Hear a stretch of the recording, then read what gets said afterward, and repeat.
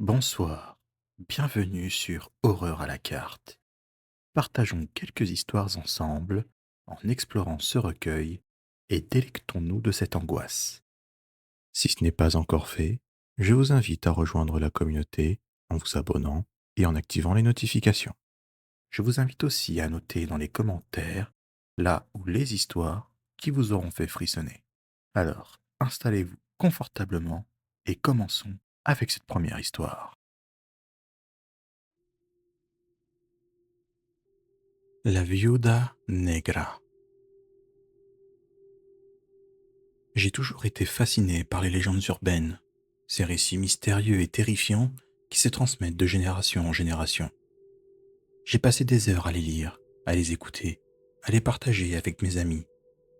Mais jamais je n'aurais pu imaginer que je me retrouverais un jour au cœur d'une d'entre elles, plongé dans une nuit d'horreur dont je ne ressortirais jamais indemne. C'était lors d'un voyage en Bolivie, dans les profondeurs de la jungle amazonienne.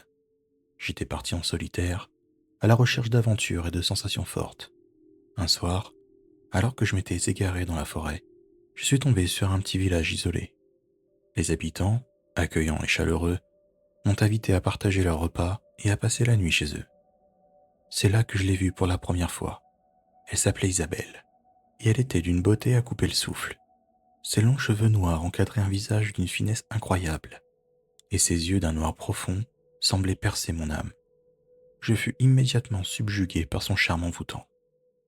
Dès le lendemain, je ne pouvais plus penser qu'à elle. Son image me hantait jour et nuit. Je passais mes journées à la chercher, à la scruter, à écouter ses paroles envoûtantes. Elle semblait m'aimer autant que je l'aimais. Et nous ne nous quittions plus. En quelques semaines, je lui ai demandé sa main, et elle avait accepté sans hésiter. Cependant, plus la date du mariage approchait, plus Isabelle devenait bizarre. Elle passait des heures enfermée dans sa chambre, murmurant des prières en langue inconnue. Ses yeux, autrefois si doux et affectueux, étaient désormais remplis d'une obscurité inquiétante. Je commençais à avoir peur, et je ne pouvais me résoudre à la quitter. J'étais aveuglé par mon amour pour elle. Un jour, alors qu'Isabelle prenait son bain, je remarquai une marque étrange sur sa nuque, une sorte d'araignée, noire et luisante. Je la confrontai à ce sujet, mais elle refusa de répondre à mes questions. C'est alors que je me suis confié à Carlos, un des habitants du village qui connaissait les légendes locales. Carlos me révéla alors l'horrible vérité. Isabelle n'était pas une femme ordinaire. C'était une viuda negra, une veuve noire, un esprit maléfique qui prenait l'apparence d'une belle femme pour attirer ses victimes. Les hommes qui tombaient sous son charme étaient ensuite retrouvés sans vie, vidés de leur sang, leur corps marqué par la même marque que sur la nuque d'Isabelle. Pris de panique, je voulus fuir, mais Isabelle m'en empêcha. Elle me regardait avec des yeux remplis de haine et de fureur, et je compris que j'étais tombé dans un piège mortel. Je passai les jours suivants enfermé dans une pièce, terrorisé par les cris et les rires macabres d'Isabelle qui résonnaient dans la maison. Chaque nuit, je sentais sa présence se rapprocher, et je savais que la fin était proche. Le jour de notre mariage arriva enfin. Isabelle était resplendissante dans sa robe blanche, mais ses yeux brillaient d'une lumière maléfique. Alors que le prêtre s'apprêtait à nous prononcer mari et femme, je rassemblai tout mon courage et lui lançai un objet religieux que mon ami m'avait donné. La veuve noire poussa un cri strident et s'effondra en poussière, laissant derrière elle une odeur de soufre. J'étais enfin libre, mais la terreur que j'avais vécue avait marqué mon âme. Je quittai le village en catastrophe, laissant derrière moi les souvenirs de ce cauchemar. Rendu à la civilisation, je souffrais de terribles crises d'angoisse. Chaque nuit, je revivais mon calvaire en rêve, entendant les rires de la veuve noire et sentant son souffle froid sur ma nuque. Quelques mois plus tard, alors que je pensais avoir tourné la page, je me vis dans le miroir et hurlai de terreur. Sur ma propre nuque, une petite toile d'araignée noire commençait à se former. La veuve noire m'avait marqué, et j'ai compris que je ne serais jamais vraiment libéré de son emprise maléfique. Pris de panique, je me mis à parcourir le monde à la recherche d'un chaman, d'un exorciste, de quiconque pourrait me débarrasser de cette malédiction. J'ai voyagé de pays en pays, dépensé toutes mes économies, mais personne ne semblait pouvoir m'aider.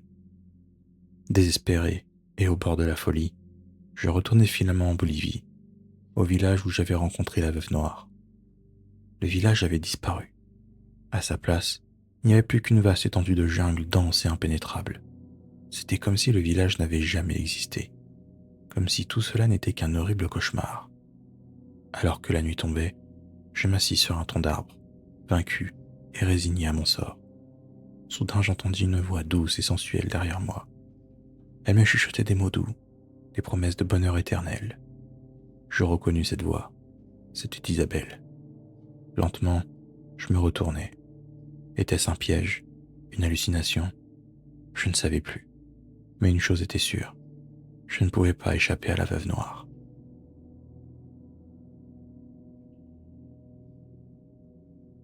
Enlèvement. J'étais un enfant ordinaire.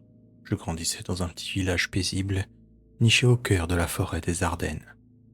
Les bruits du monde extérieur semblaient lointains, étouffés par la verdure dense et le chant des oiseaux. Mon enfance était un havre de paix, bercé par la routine et la sécurité. Jamais je n'aurais imaginé que la noirceur s'infiltrerait un jour dans mon existence paisible, me plongeant dans un cauchemar éveillé dont je ne ressortirais jamais indemne. J'avais 10 ans, un âge où l'innocence et la joie de vivre colorent chaque instant. Un jour d'été comme les autres, alors que je jouais avec mes amis dans le parc du village, une camionnette blanche s'arrêta brusquement à côté de nous. Deux silhouettes, dissimulées derrière des cagoules noires, surgirent du véhicule, leur regard froid et menaçant. Avant que je ne puisse comprendre ce qui se passait, leurs mains robustes me saisirent, me tirant hors de mon monde familier pour me plonger dans l'obscurité la plus totale. Je me retrouvais propulsé dans un endroit inconnu, un lieu sans lumière ni fenêtre, où l'air était lourd et suffocant. La peur me paralysait, mon cœur tambourinait dans ma poitrine comme un oiseau pris au piège. J'étais seul, terrifié, livré à l'inconnu. Les jours se transformèrent en semaines, puis en mois, chaque instant étiré dans une éternité de terreur. J'ignorais où j'étais, combien de temps j'allais rester prisonnier, et si je reverrais un jour la lumière du soleil. Mes geôliers, des silhouettes fantomatiques qui apparaissaient et disparaissaient dans l'obscurité, ne cherchaient pas à me briser physiquement.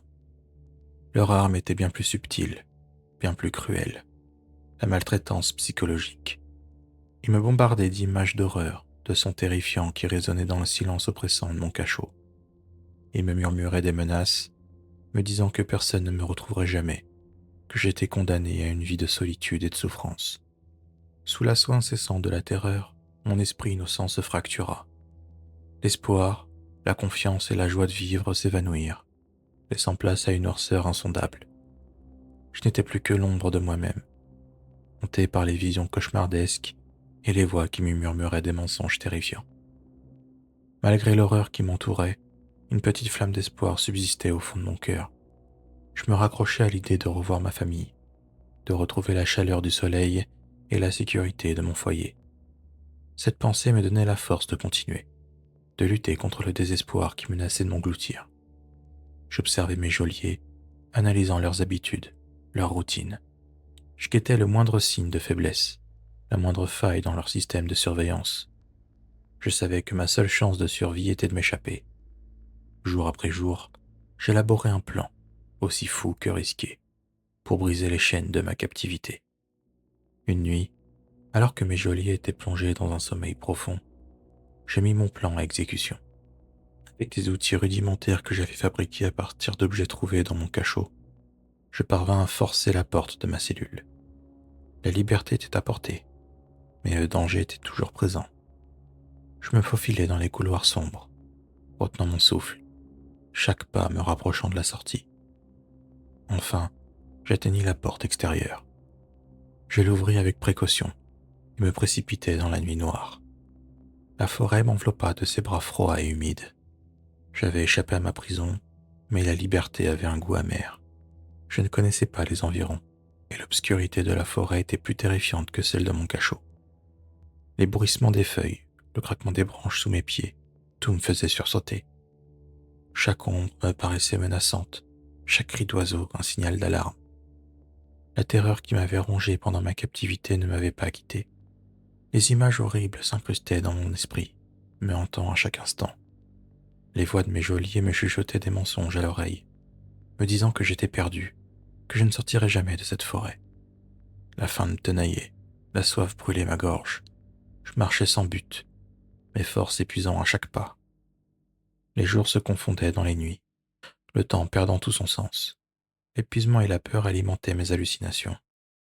Je voyais des silhouettes se mouvoir entre les arbres, entendais des rires sinistres dans le lointain. La paranoïa me rongeait, me faisait douter de tout et de tout le monde. Étais-je vraiment libre? Ou étais-je toujours leur prisonnier, piégé dans un jeu sadique? Alors que je sombrais dans le désespoir, au bord de l'abandon, j'aperçus une lumière au loin. Une faible lueur, presque imperceptible, qui me redonna une infime lueur d'espoir.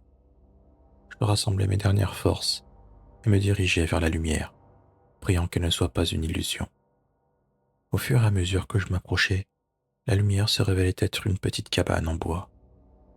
Frappant à la porte avec mes poings tremblants, j'espérais trouver de l'aide, un refuge contre la nuit et la terreur. La porte s'ouvrit lentement, révélant un vieil homme au visage buriné et aux yeux pleins de compassion. Mais la méfiance, gravée au fer rouge dans mon esprit, m'empêchait de baisser ma garde. Était-il un ami ou un ennemi? Une marionnette de mes geôliers? Je ne pouvais pas faire confiance à mes yeux, ni à mes oreilles. Le vieil homme, sentant ma détresse, me fit signe d'entrer sans un mot. À l'intérieur de la cabane, un feu crépitait dans la cheminée, diffusant une chaleur réconfortante.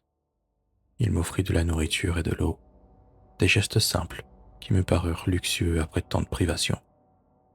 Pendant des jours, je restais dans la cabane, incapable de parler, incapable de raconter l'horreur que j'avais vécue.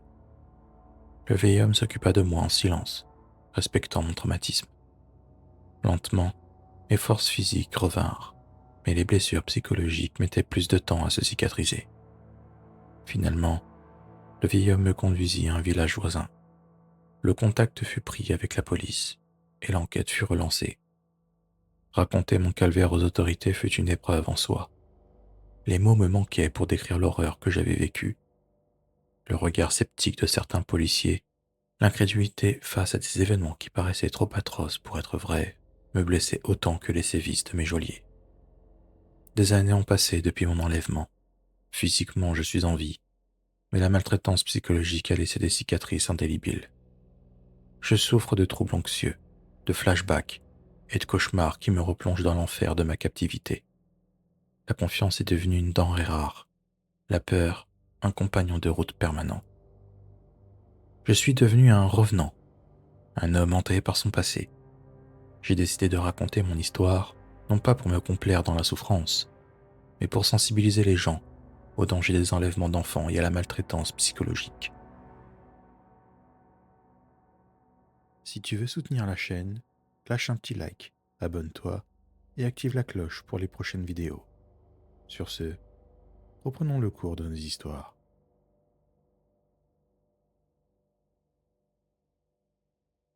L'appel des montagnes maudites. Je me nomme Elia, j'ai 22 ans et je vis dans un petit village niché au cœur des Alpes autrichiennes. Depuis toujours, j'ai été fasciné par les légendes locales, ces récits fantastiques, transmis de génération en génération, murmurant des secrets ancestraux cachés dans les profondeurs des montagnes. Parmi ces contes, un me hantait plus que les autres, celui de l'appel des montagnes maudites, une sinistre histoire d'une famille maudite par des esprits vengeurs. La vie paisible de notre village a basculé lorsque la famille, que nous allons appeler famille H, est arrivée. Ils fuyaient la ville, recherchant un refuge dans la tranquillité de la montagne. Mais leur arrivée a coïncidé avec une série d'événements étranges et inquiétants. Des bruits inexplicables résonnaient dans la nuit, des objets disparaissaient et réapparaissaient à des endroits improbables, et une sensation de malaise permanent s'était installée. Je me souviens du jour où j'ai rencontré Anna, la fille aînée des H. Elle était belle, mais ses yeux portaient une tristesse profonde, comme si elle était tentée par un secret invisible. Nous sommes devenus amis rapidement, partageant notre passion pour les randonnées et les mystères des montagnes. Un soir, alors que nous explorions une ancienne cabane abandonnée, nous avons ressenti une présence glaciale. Une ombre menaçante semblait nous observer depuis les ténèbres. Nous avons fui, terrorisés, mais l'image de cette silhouette spectrale restait gravée dans nos mémoires. Les événements étranges se sont intensifiés. Des objets volaient en éclats, des portes claquaient violemment, et des murmures glaçants parcouraient la maison des Haches. La famille était terrifiée, et Anna sombrait peu à peu dans la folie. J'ai décidé d'enquêter sur l'histoire de la région, espérant trouver une explication à ces phénomènes terrifiants. Mes recherches m'ont mené à la légende de l'appel des montagnes maudites. Selon cette légende, une famille avait été maudite par des esprits vengeurs il y a des siècles, et leur malédiction se transmettait de génération en génération. Convaincu que les Haches étaient victimes de cette malédiction, j'ai décidé de les aider. Avec l'aide d'un vieux sage du village, nous avons organisé un rituel pour apaiser les esprits. La nuit du rituel, les forces maléfiques se sont déchaînées avec une violence inouïe. La maison des Haches était devenue un enfer hanté, et nous avons dû affronter des créatures terrifiantes issues des ténèbres. Au terme d'une lutte acharnée, nous avons réussi à briser la malédiction qui pesait sur la famille H. Les esprits vengeurs ont été apaisés, et la paix est revenue dans le village. Anna et sa famille ont pu enfin trouver la sérénité qu'ils recherchaient. L'expérience de l'appel des montagnes maudites a marqué ma vie à jamais. J'ai compris que le monde n'était pas aussi simple qu'il n'y paraît, et qu'il existe des forces obscures au-delà de notre compréhension. Mais j'ai également appris que le courage et l'amitié peuvent triompher même des ténèbres les plus profondes.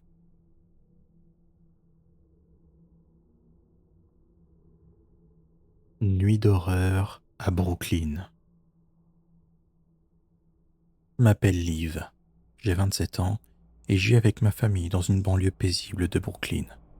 Nous avons toujours rêvé de la maison parfaite, un havre de paix où nous pourrions élever nos 2 enfants, Lily et Tom.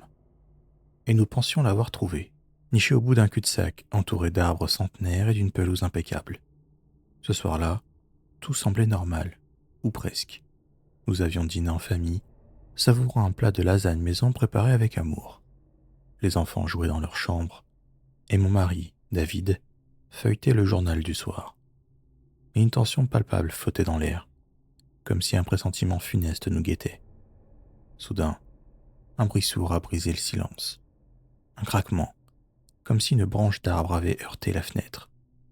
Je me suis levé, inquiète, et j'ai jeté un œil dehors. Mais tout semblait calme, baigné dans la lumière argentée de la lune. Ou presque. Une ombre furtive a traversé mon champ de vision, disparaissant aussi vite qu'elle était apparue. Mon cœur s'est emballé, et une vague de terreur glaciale m'a parcouru le corps. Quelques instants plus tard, un nouveau bruit, plus distinctif cette fois. Un pas lourd, comme si quelqu'un marchait dans le couloir. Mon souffle s'est coupé, et j'ai échangé un regard apeuré avec David. Nous savions tous les deux ce que cela signifiait.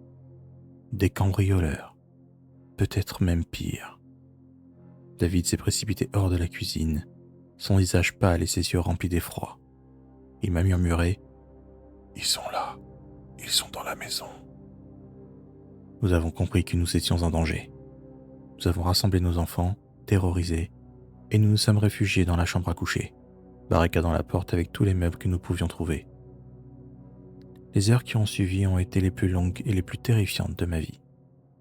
Nous restions cachés dans l'obscurité, retenant notre souffle à chaque craquement de plancher, chaque ombre furtive qui traversait la fenêtre. Nos imaginations tourmentées nous faisaient visualiser les horreurs qui se déroulaient de l'autre côté de la porte. Le matin, lorsque nous avons enfin osé sortir de notre cachette, nous avons découvert que la maison était vide. Les cambrioleurs avaient disparu, ne laissant derrière eux que des traces de leur passage, des tiroirs ouverts, des objets éparpillés et une sensation d'effroi omniprésente. Mais ce n'était pas tout. Une odeur fétide flottait dans l'air, et une flaque d'urine maculait le sol du couloir. Depuis ce jour, notre vie n'a plus jamais été la même. La peur s'est installée en nous comme un poison, nous empêchant de profiter de notre maison, de notre quartier, de notre vie. Les regards furtifs, les bruits nocturnes, chaque ombre nous rappelait la nuit d'horreur que nous avions vécue. Les cauchemars hantent nos nuits, et l'image des cambrioleurs, leurs visages hideux et leurs yeux remplis de haine, ne nous quittent jamais. Nous avons quitté Brooklyn, cherchant refuge dans une autre ville, une autre vie, Mais la terreur nous accompagne, gravée dans nos mémoires. Un souvenir indélébile de la nuit où notre maison est devenue un enfer.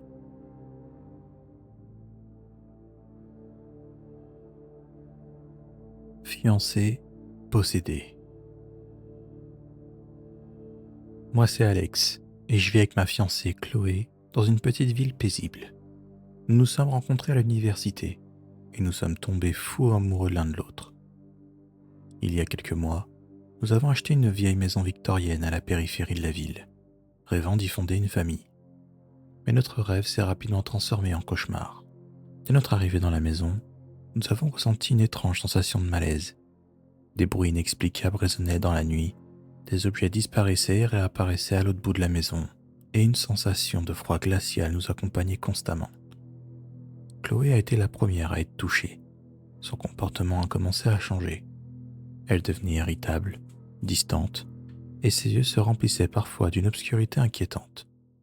J'ai essayé de la raisonner, de la rassurer, mais en vain. Elle semblait prisonnière d'une force invisible. Un soir, alors que je dormais, j'ai été réveillé par des cris terribles. Chloé se trouvait dans notre chambre, les yeux révulsés, le visage contorsionné par la douleur. Elle hurlait des paroles incompréhensibles, des mots en langues anciennes qui me glaçaient le sang. J'ai compris que Chloé était possédée par une entité démoniaque. Pris de panique, j'ai contacté un prêtre exorciste, le seul espoir de sauver ma fiancée des griffes du mal. L'exorcisme a été une épreuve terrifiante. La maison était remplie de bruits assourdissants, d'objets qui volaient en éclats et d'une odeur nauséabonde. Chloé se transformait sous mes yeux, devenant une créature monstrueuse, possédée par une rage inhumaine. Après des heures de lutte acharnée, l'exorciste a réussi à chasser le démon du corps de Chloé. Elle s'est effondrée, épuisée, mais sauvée. Nous avons quitté la maison hantée, jurant de ne jamais revenir. Malgré notre victoire contre le démon, les séquelles de la possession étaient profondes. Chloé souffrait de cauchemars, d'angoisse et d'une peur constante du retour du mal. J'ai dû la soutenir chaque jour, l'aider à retrouver sa vie d'avant. Avec le temps et beaucoup d'amour, Chloé a réussi à guérir de ses blessures. Nous avons quitté la ville, nous installant dans un endroit paisible où nous pouvions reconstruire notre vie. Nous savions que le souvenir de la possession nous entrait toujours, mais nous étions déterminés à vivre heureux et en paix. L'expérience de la possession de Chloé a marqué ma vie à jamais. Si ces histoires vous ont fait frissonner, n'hésitez pas à liker, à vous abonner et à activer les notifications pour les prochains épisodes. Un serveur Discord et une chaîne TikTok sont également disponibles, dont les liens se trouvent en description. Prenez soin de vous et à bientôt, j'espère.